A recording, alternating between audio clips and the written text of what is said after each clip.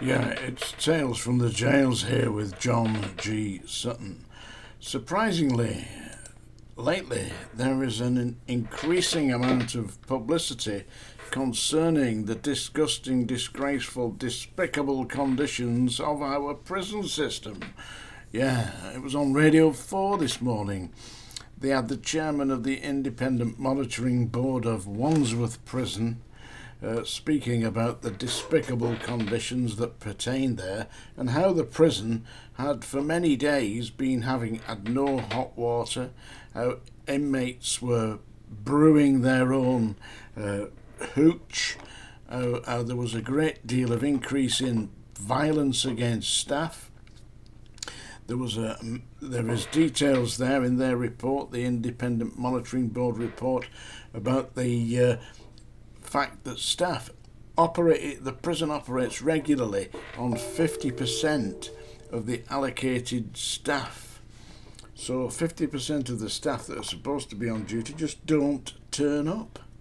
I mean, what is this? When are the government or when the Home Office and the Ministry of Justice going to realise that this system is unworkable? What they've got here, and this is according to the chairman of the Independent Monitoring Board at HMP Wandsworth, that they found the prison to be run by inappropriate and inexperienced staff. In other words, when anything went wrong, they sent for the Vernon girls. Bing, here we are, boys. That's no good. I mean, they've lost the ability to manage the prison system, and something seriously has to be done. They are finding that inmates are being locked into their cells 23 hours a day. The cell accommodation is vastly overcrowded. The entire system is crumbling. There has been money thrown at it, and the units that they have supposedly used have not been opened. Yeah, the prison, they've got no access to hot water, no heating during winter. This winter that is forthcoming is going to be extremely harsh. There already is trouble. The prisoners on staff assaults at HMP Wandsworth rose by almost 25%. Incidents of inmates harming themselves rose by over 10%. There were 4 deaths in custody in the last 12 months. 3 of these self-inflicted deaths and are being investigated. Yeah, there's a multi-million-pound healthcare centre at the prison that's been built, purchased. It's there. It's not opened. It should have opened in October 20. No staff. Yeah, vulnerable prisoners are being held. These are prisoners who should be in Broadmoor or Rampton, are being held in segregation conditions in the prisons. And listen, all that consists of is an empty cell with nothing in it.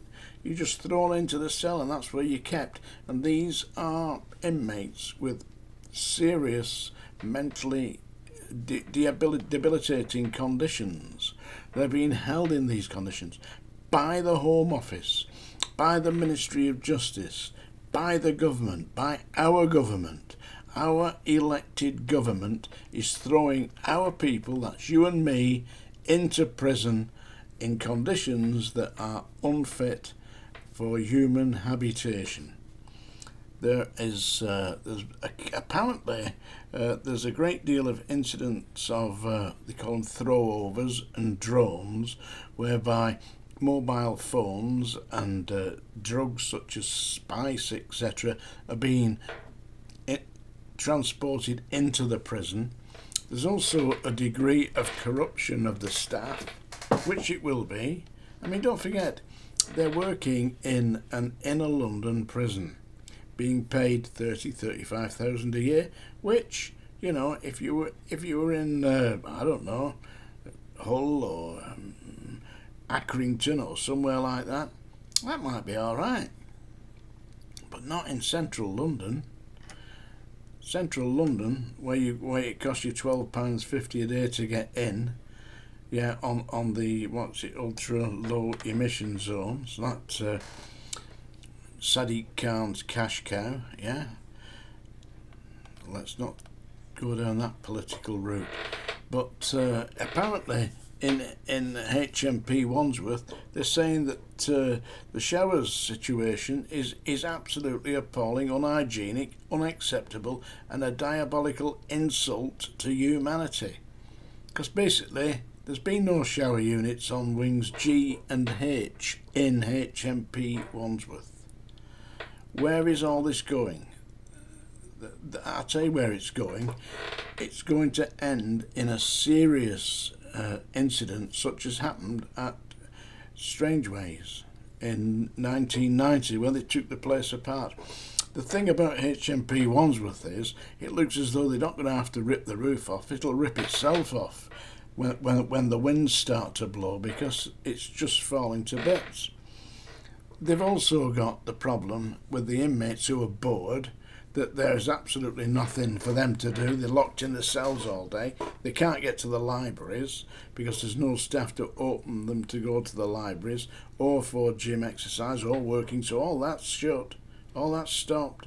All that we've got now are people being locked into their cells behind the walls, and they ain't even doing that very successfully, as we experienced by some inmate managing to get himself out of the prison. Be a few more walking out of that prison before very long, in my opinion. Now, also, as I say, the inmates are bored, the staff are not in control, you've got the Vernon girls as the backup, and inmates are smashing the place up.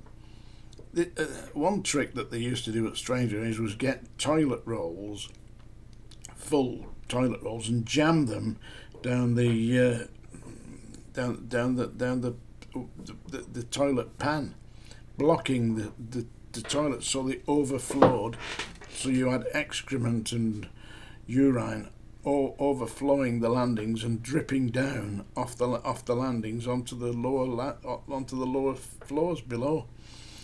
But apparently at HMP Wandsworth they've got inmates smashing the toilets. This is destroying their own environment.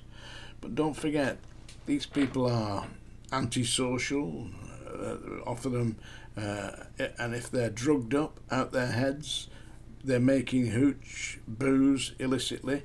Apparently they found, I think it was 1,900 litres of illicit booze on the premises. Goodness me, I couldn't drink all that in a week. Is it? Yeah, anyway, basically what they're doing is they're destroying it. They're destroying the prison. The inmates are destroying the prison. The government can't keep control of it, and I believe that you can listen on to BBC Sounds.